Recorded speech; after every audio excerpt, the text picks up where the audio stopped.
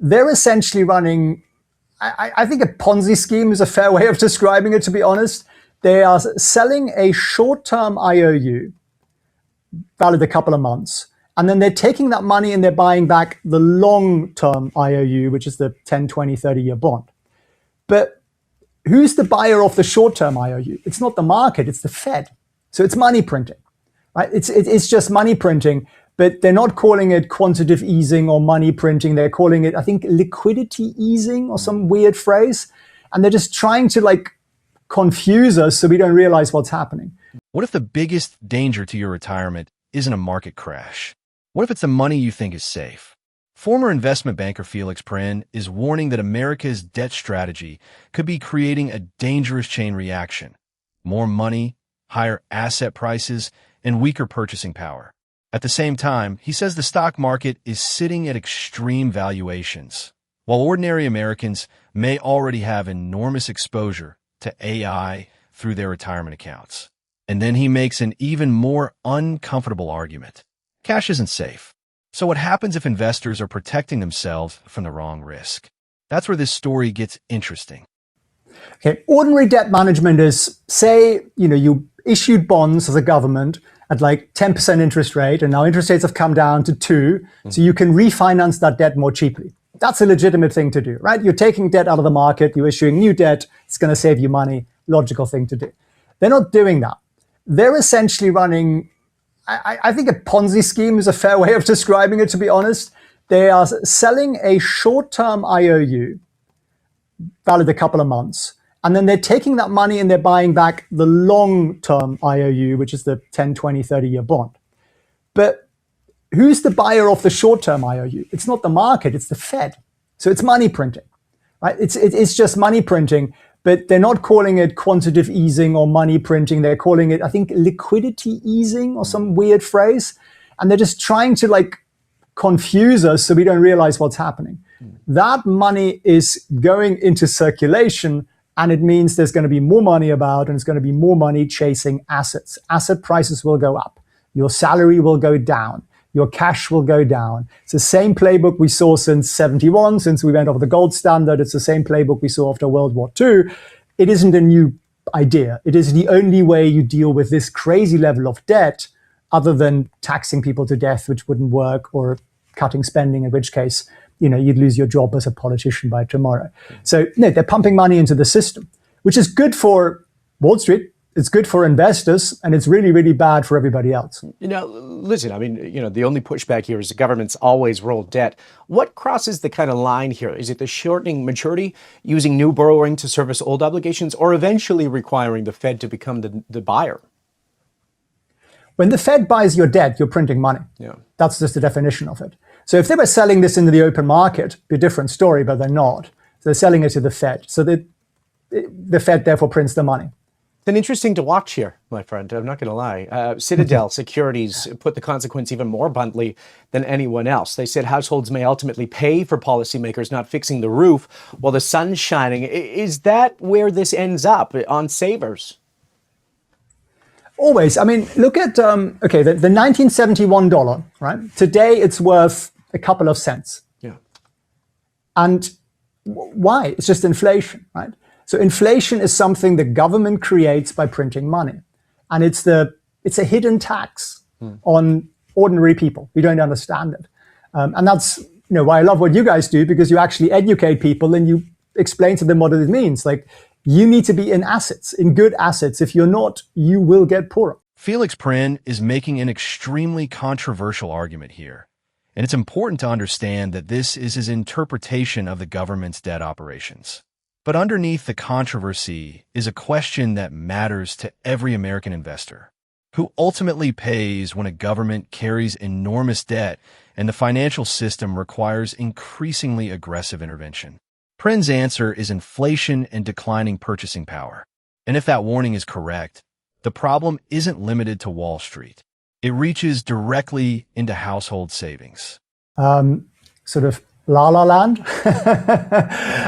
We're basically at valuations. Talking about the stock market, right? We're at valuations beyond anything we've seen, .com, 2008, 1929. But it doesn't mean the crash is coming tomorrow. I'm not one of those doomsayers. This can run for a fairly long period of time. But history says at some point, there'll be a pretty hard correction. And it's just, I mean, we're spending $700 billion this year on AI data centers in the US. That seems like a fairly ridiculous number. And I mean, Elon Musk just said we're going to run out of electricity. There won't be enough to power them.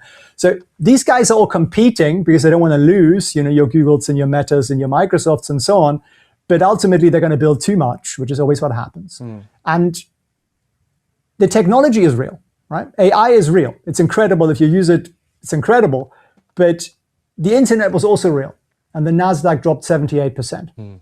I'm not saying that's ever going to happen, but it seems likely that we are going to see a pretty significant correction at some point because we've just built too much, we spent too much, and the returns won't be quite there where we wanted them to be. Yeah, I got to ask you on concentration too, Felix. I mean, if somebody's got a 401k or a plain index fund, I mean, maybe they don't know. I mean, how much of that money is actually sitting in a handful of companies? So we look at like thousands of people's portfolios because we teach people how to do this. My mentors do. Most people are about 60, 70% AI exposure.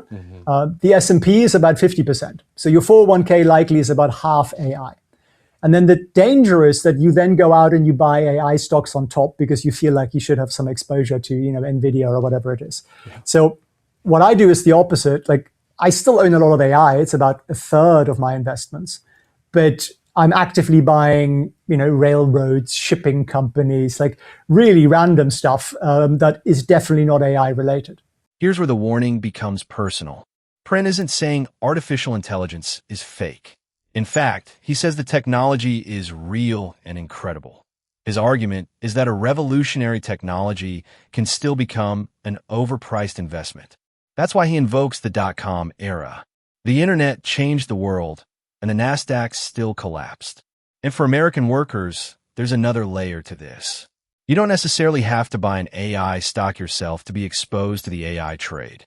Your retirement account may already have substantial exposure through the major indexes. So the question isn't whether you own AI. It's how much of your financial future depends on it. This is a good point, and you can talk to the audience about this because a lot of them are also sitting on a big pile of cash because that kind of feels like the neutral corner here, the safe choice. Is cash actually neutral, or is it that a position they've taken without meaning to?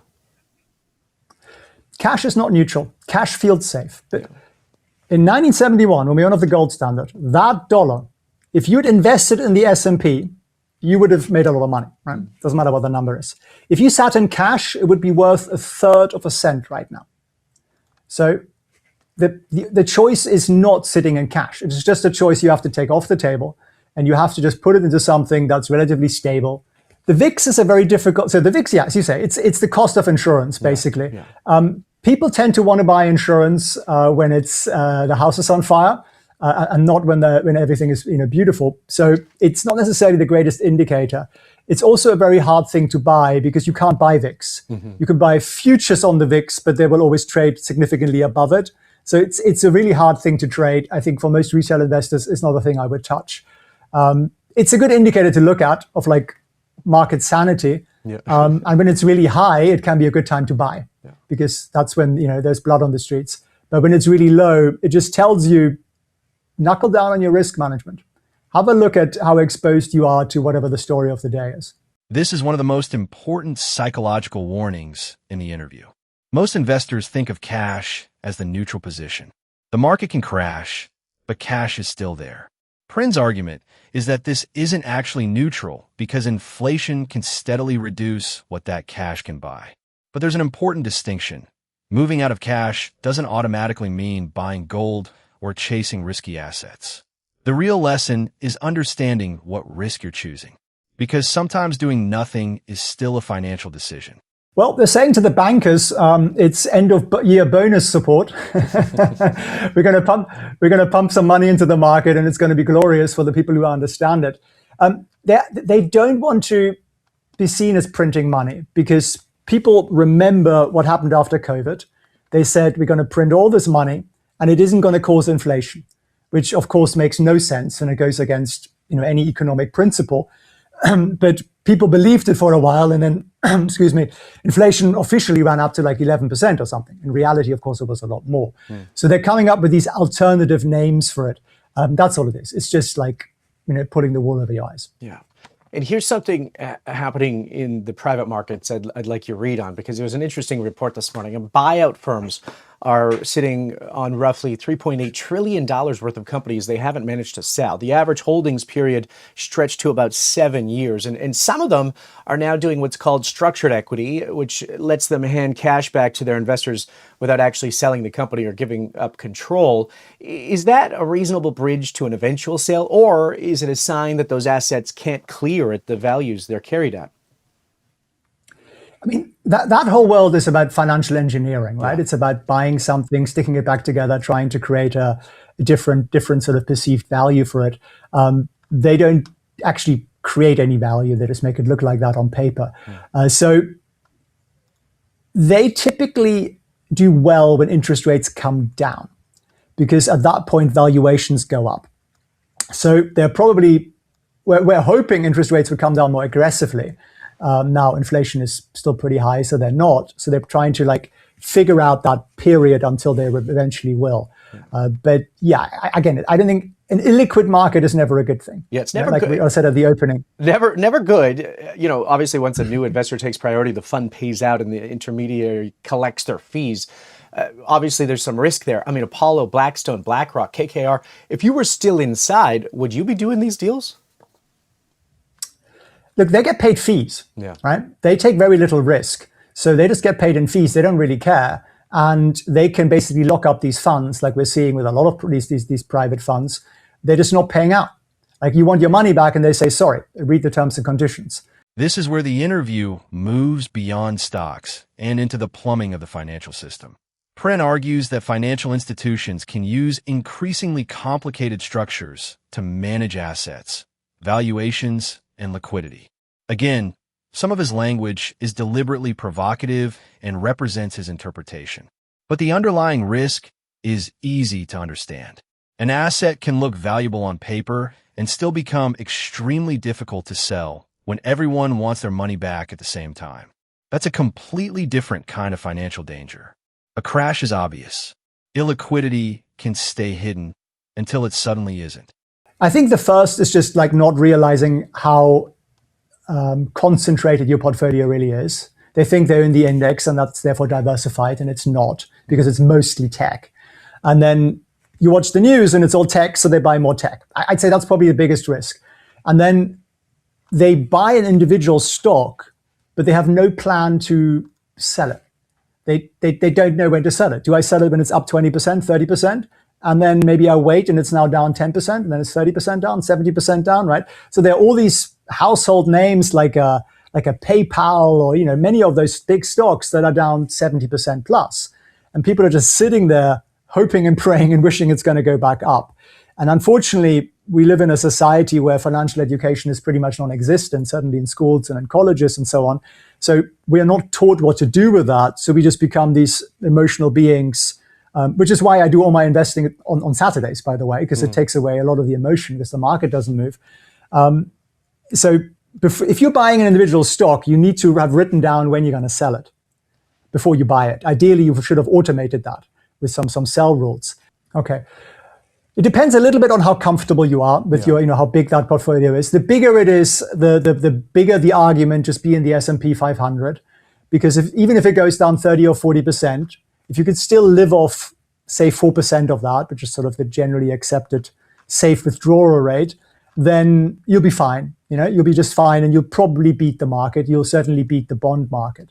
Now, if you got less than that, you actually can't take that much risk, and you might want to move some of it into short-term bonds or a short-term bond fund, which is going to make you, 4-5%, which isn't quite as good, but it's going to be a lot safer. So that's the unfair world we live in, that the later you figure this out in life, you've got a little bit less options. The earlier you figure this out in life, and it literally every 5 years makes a tremendous amount of difference.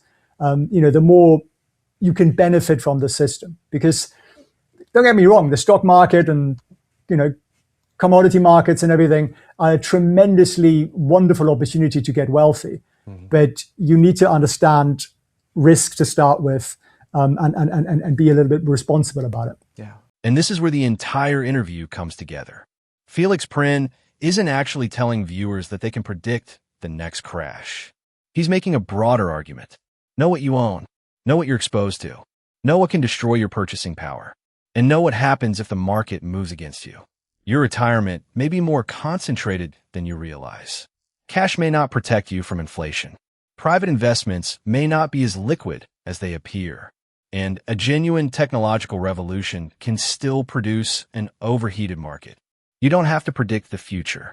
You have to be prepared for the possibility that your assumptions about safety are wrong.